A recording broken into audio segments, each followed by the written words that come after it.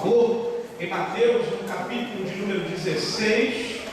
Mateus, capítulo 16. Quero fazer uma breve reflexão com vocês, a partir do verso de número 13, motivados a ser igreja. Motivados a ser igreja.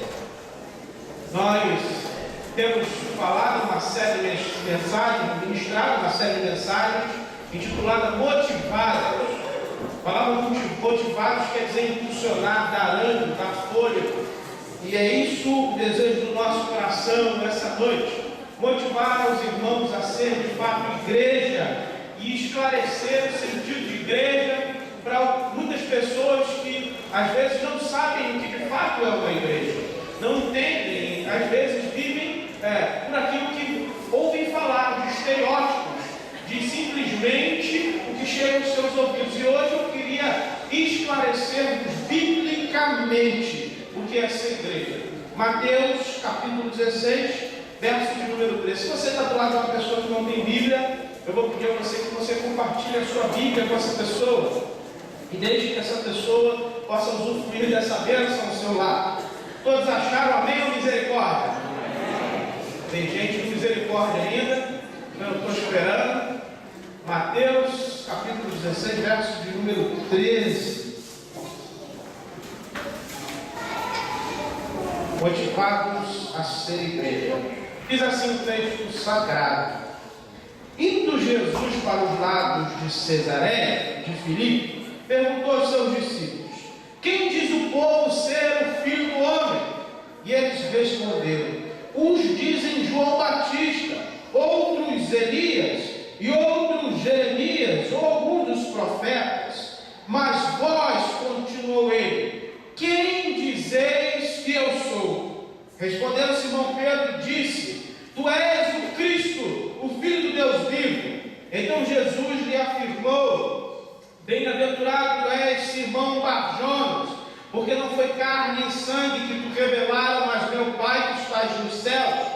Também eu te digo que tu és Pedro, e sobre esta pedra edificarei a minha igreja, e as portas do inferno não prevalecerão contra ela. Dar-te-ei as chaves do reino dos céus.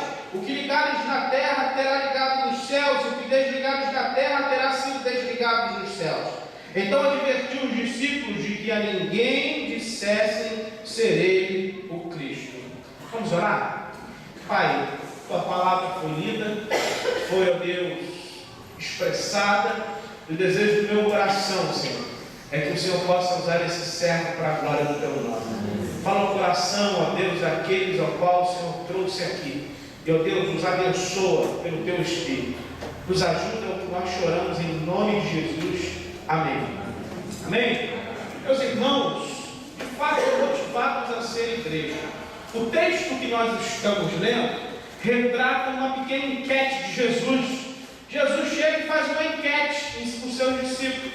Aí, o que dizem lá o pessoal que eu sou? Como vocês estão ouvindo falar aí de mim por fora? E aí os discípulos respondem: olha, uns dizem que o Senhor é João Batista, mas João Batista também já havia morrido. Outros dizem que o Senhor é Elias, mas Elias também já havia morrido. Outros dizem que tu és profeta. Mas, de fato, ninguém conseguiu cunhar a verdade, ninguém conseguiu chegar à verdade de quem era Jesus. Jesus estava perguntando a ele o que os outros estavam dizendo sobre ele. E aí, muitas das vezes, o que chega aos nossos ouvidos sobre a pessoa de Jesus não é de fato o que Jesus é. Às vezes a gente ouve falar de Jesus, mas não esclarecem de fato quem é a pessoa de Jesus. E aí Jesus vira para os discípulos e fala: e vós, quem dizeis que eu sou? Pedro, como sempre, ele toma a frente do grupo e fala: ah, Senhor, tu és o Cristo, o Filho de Deus. A expressão lá no original onde a Bíblia foi escrita, o Christos, só é utilizada para a pessoa de Jesus, o Kyrios de Deus, o Senhor soberano. Essa expressão é utilizada para falar sobre Deus somente, e Pedro se utilizou para falar de Jesus, tu és o Senhor. E aí, meus amados irmãos, Jesus vira para Pedro e fala assim: Pedro, não foi carne e sangue que te revelou, mas foi o meu Pai, o Espírito de Deus que te revelou. E o desejo do meu coração nessa noite é que você entenda quem é Jesus, que você entenda o que de fato é a igreja de Jesus. A gente vive em um momento muito difícil, confesso a vocês, né? A gente tem visto tanta coisa ruim, tanto escândalo, tanta coisa ruim, e às vezes as pessoas criam barreiras sobre a igreja, as pessoas criam barreiras sobre a pessoa de Jesus e não dão oportunidade a conhecer a igreja, e não dão oportunidade a conhecer Jesus, e não dão oportunidade de se aproximar do Evangelho, porque elas estão ouvindo coisas que de fato Jesus não tem nada a ver. Eu queria motivar você a entender o que é igreja. A primeira coisa que eu quero destacar nesse texto é a seguinte: tu és pedra, igreja não é parede, igreja são pessoas. Jesus vira para Pedro e fala: Pedro, tu és pedra. O nome de Pedro lá no grego é exatamente isso, pedra, a pequenininha pedra, uma pedra como se fosse essas pedras de fogo que nós usamos para as construções. Existe uma diferença no original quando Jesus fala: tu és Pedro, e sobre esta rocha edificarei a minha igreja. Jesus está fazendo um trocadilho. Jesus está falando: tu és Petra e Petros, a rocha pequenininha, tu és o teu nome, Pedro, e a grandona é onde eu alicerço a igreja. E quem é a rocha onde a igreja está alicerçada? É o Senhor Jesus. E Jesus diz que igreja, e nos ensina que igreja não é esse templo, igreja não é esse local, igreja não é esse prédio, igreja são pessoas. Igreja é um lugar onde as pessoas vão, assim nós ouvimos falar, mas de fato não é. Jesus não morreu por prédios. Jesus não deu a vida por equipamento de som. Jesus não deu a vida por outra coisa senão por pessoas. Igrejas são pessoas. Pastor, mas pessoas são sempre pessoas. Eu concordo com você em gênero, número e grau. Aonde tem ser humano, meu querido amigo, sempre você vai ter diferenças. Aonde tem ser humano, a gente sempre vai ter aquela coisa que a gente se aquece aqui, se aquece ali, porque é natural nós sermos diferentes. Eu estava lendo um discurso há pouco tempo, e o camarada conseguiu fazer de fato uma bela vista do que de fato é o Brasil. O Brasil é um mosaico de culturas. O Brasil é ecleticamente um dos países em que a cultura mais se mistura, aonde as pessoas são tão diferentes do norte a sul. E meus amados irmãos, ele disse o seguinte: que a unidade não está vinculada com a coisa de sermos iguais, mas a unidade ela está em meio à diversidade. E Paulo ensina isso. Paulo ensina que a igreja é o corpo, e esse corpo cada um tem uma função. A igreja ela possui organismos diferentes, e isso quer dizer que nós somos pessoas diferentes. Uns são mais alegres, outros mais introspectivos, uns mais nervosos, outros mais calmos. E nós, como pessoas, irmãos, quando abrimos o coração para Jesus, não deixamos de ser pessoas. Continuamos a ser pessoas. A gente, quando se converte a Jesus, a gente não vira um ser angelical e para de pecar, e para de errar. Muito pelo contrário.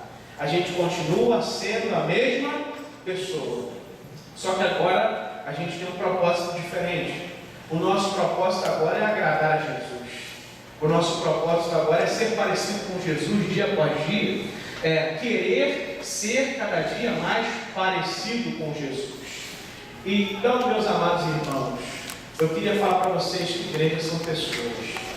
Pessoas têm erros, pessoas têm falhas, pessoas se desentendem, mas de fato, no final de tudo isso, O que vale é o que você vai fazer com isso. Você tem duas opções em todas essas coisas: ficar fora da igreja ou estar na igreja. É você ser igreja ou você não é igreja. Jesus disse uma coisa interessante para Pedro. Ele fala assim: Pedro, eu vou dar a vocês a chave do reino. O que você ligar na terra, você vai estar ligando. Muitas pessoas têm um equívoco teológico, malfadada teologia, que acredita que a chave dos céus está na mão de uma pessoa que é representada na terra. Essa pessoa não tem a chave dos céus. Quem tem a chave dos céus é o Senhor Jesus. A Bíblia diz, Jesus disse que ele venceu a morte e por isso foi-lhe dado a chave da morte e da vida. Ele é o detentor dessa chave e ele falou que essa chave está na mão dos seus discípulos. E aí não é uma chave, e aí não é uma coisa física. O que Jesus está dizendo é que os discípulos dele têm a obrigação de anunciar que Jesus é a porta pelo qual o homem entra no reino dos céus. E quando uma vez esse homem abre essa porta, entra, o que é ligado na decisão dele aqui na terra é ligado aonde? Nos céus. É isso que Jesus está dizendo. Meus amados irmãos, quando nós nos decidimos por Jesus, abrimos o nosso coração para Jesus e passamos a ser igreja de Jesus, nós não deixamos de ser pessoas, mas nós somos pessoas salvas por Jesus, que todos os dias se arrependem e estão caminhando para o céu, se encontrar com Jesus. Esse é o primeiro paradigma que eu queria tirar da sua cabeça. Crente não é um bitolado. Crente joga bola, crente vai para a praia, crente brinca, crente é divertido. Crente é uma pessoa normal como qualquer outra. Jesus foi o cara mais alegre, meus amados irmãos, que a Bíblia apresentou. Jesus, João capítulo 2, entra numa festa de casamento. E o primeiro milagre de Jesus foi uma festa de casamento. Eu não consigo imaginar Jesus entrando numa festa de casamento, todo mundo rindo, brincando, e Jesus de cara feio, borrado. Pelo contrário, Jesus era um homem alegre, feliz. E assim os crentes devem ser também, amém, irmãos? Não devemos ser pessoas que parecem chupa-limão, ficam de cara feia. Não devemos ser pessoas turbonas, mas devemos ser pessoas alegres, festivas, próximas ao povo, porque Jesus foi assim. Então, igrejas são pessoas. Segunda coisa que a gente aprende no texto, que a igreja está alicerçada sobre a rocha e Jesus é o edificador dela. Em meio às nossas diversidades, em meio às nossas dificuldades, em meio às nossas diferenças, está simplesmente um homem chamado Jesus. João capítulo 17, Jesus faz a chamada oração sacerdotal. Jesus pede ao Senhor pelos seus futuros discípulos, que esses discípulos, assim como ele é um Pai, esses discípulos fossem um nele. E meus amados irmãos, a oração de Jesus não é a minha oração. A oração de Jesus não é a sua oração. A oração de Jesus é a oração do próprio Deus. E por ser a oração do próprio Deus, a vontade dela tem que ser cumprida. Se Jesus orou pedindo a unidade, você acha que a unidade não vai acontecer? Você acha mesmo? É claro que vai. Mas a grande diferença está em nós termos igreja.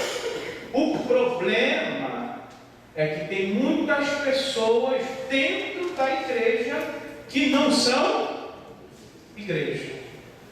Jesus disse que o joio cresce junto com o trigo, que só no grande dia Ele fará essa divisão. Então, às vezes nós estamos na igreja e acontecem algumas coisas e a gente acaba se entristecendo, ficando com o coração triste, olhando para o lado, e aí faz assim, mas para a igreja tem muito problema, mas aqui acontece isso, lá acontece aquilo. Meu amado querido, aonde estiver pessoas terão problemas. O problema é o que você vai fazer disso. Você pode pedir ao Senhor Jesus que esse problema se resolva. Você pode ser resposta para isso. Jesus está edificando a igreja. Diz Paulo, escrevendo aos Efésios, que a igreja está sendo construída tijolo por tijolo, e aí não feita por mãos humanas, mas feitas pelo Senhor. E diz Paulo que cada um de nós somos um tijolinho que ele usa para a construção do seu templo celestial. O problema, meus irmãos, é que esses tijolos, eles podem ter variações, eles podem sofrer depredações, eles podem ser atacados. Mas o que nós fazemos disso? Essa é a diferença. Jesus quer edificar a sua igreja. Jesus quer mudar a forma pelo qual nós enxergamos a igreja. Então, se você já se decepcionou alguma vez com a igreja, se você, às vezes pode estar até na sua igreja, mas está decepcionado com alguma coisa, eu queria falar com você, para você, meu amado irmão, olhar para Jesus. E em Jesus encontrar uma solução para a sua vida e para o seu problema. E enfrentar essa barreira, e transpor essa barreira, e pular essa barreira, porque esse é o desejo de Jesus. A igreja são pessoas, a igreja edificada em Jesus. Em terceiro lugar e último, igreja, ela vai sempre prevalecer, porque Jesus disse que as portas do inferno não prevalecerão contra a sua igreja. E aí, algumas pessoas leem isso e pensam que o inferno está atacando, o diabo está vociferando, e a igreja está assim, encolhidinha. E é o contrário. A igreja está vibrante, gritando, e o diabo é que tem que ficar o quê? Saindo fora, meu filho. Porque, meus amados irmãos, Jesus venceu a morte. Diz Paulo, 1 Coríntios capítulo 15, a morte onde está o teu aguilhão. O aguilhão do pecado é a morte, mas graças a Deus, por Cristo Jesus, que nos deu a vida. E aí as portas do inferno nunca prevalecerão contra a gente. Mas você tem que querer isso. Você tem que ser motivado a ser igreja. E eu não quero que você seja igreja aqui não, meu filho. Eu não quero que você seja igreja infiltrada num templo grudado, guardando o evangelho para você. Eu quero que você seja igreja lá fora. Lá onde estão as pessoas. Ser igreja aqui é mole. Tem que ser igreja lá fora. As pessoas estão precisando ouvir falar de Jesus. Todos os dias nós temos visto aí as mais diversas coisas nos noticiários, porque essas pessoas não têm ainda Jesus. A solução para esse mundo não é a política, a solução para esse mundo não é a religião, a solução para esse mundo é Jesus. E você tem esse Jesus, e você tem a vitória, porque Jesus disse que as portas do inferno não prevalecerão contra a igreja dele. E se você é a igreja dele, você tem que, em nome de Jesus, batalhar em prol do reino dele. E ser igreja aqui é fácil. E aí eu quero despertar você uma coisa. Israel, Deus chamou Israel. Ah, Israel, Abraão, vem aqui, vou fazer você uma grande nação. Abraão, tu vai ser uma bênção, e tu vai abençoar todos os povos da terra. E aí Abraão começou a ter os filhos, foi proliferando Israel, foi para o Egito, aquela história toda que nós já conhecemos. Mas Israel pegou o Deus de Israel e falou assim, ó, esse aqui é o meu Deus. As nações que se virem, façam o que quiserem, mas esse aqui é o meu Deus. Aí Deus falou assim, já que vocês não querem fazer o que eu estou mandando, então agora eu vou chamar outro povo. E sabe quem Deus chamou? Olha para a pessoa do seu lado. Foi você que Deus chamou. Você é o novo Israel de Deus. Você foi chamado a ser igreja de Jesus para as pessoas que ainda não conhecem Jesus. Mas só faz parte da igreja de Jesus, como eu falei, quem um dia abriu o coração para Jesus e pediu que Jesus entrasse no seu coração. Eu queria passar um vídeo para encerrar minha fala nessa noite, e depois eu vou estar falando mais um pouquinho sobre isso. meio pelo qual nós devemos entrar na igreja, na verdade, como consequência de ser igreja, porque nós entramos no reino dos céus, é através de Jesus Cristo.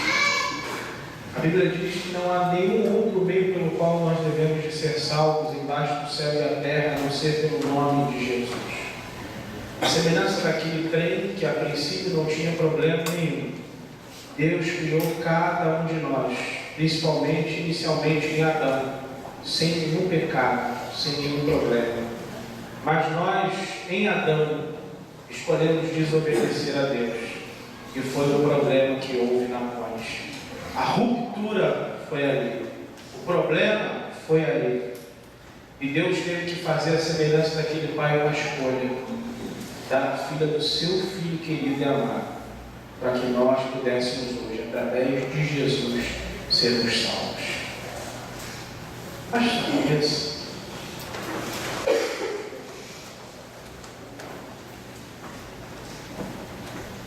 Eu não sei se você já abriu o seu coração para Jesus.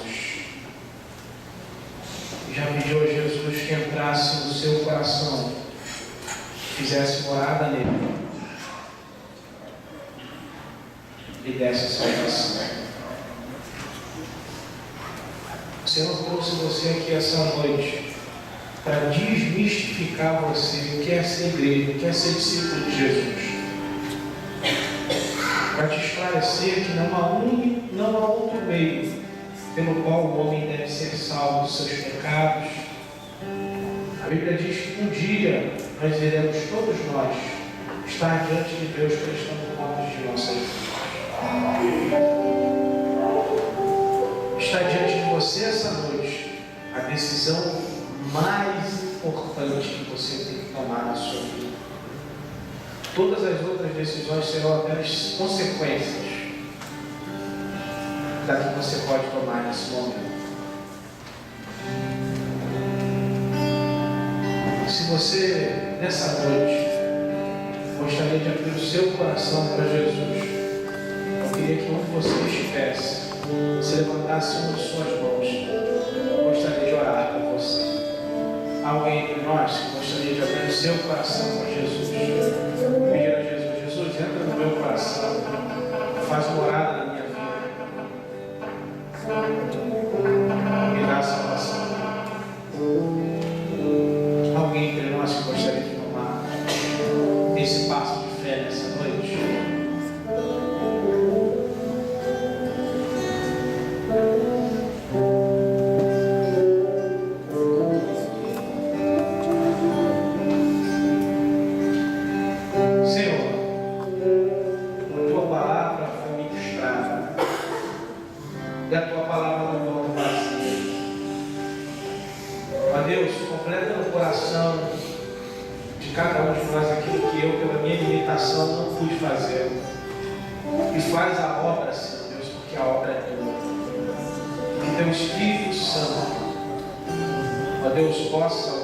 Convencer, ó Deus, daquilo que de fato nós falamos essa noite. Continua conosco, Senhor. Dá-nos um restante de noite muito feliz e alegre na Tua presença. Continuamos, ó Deus, a nos alegrar em Ti. Essa oração que nós fazemos, em nome de Jesus,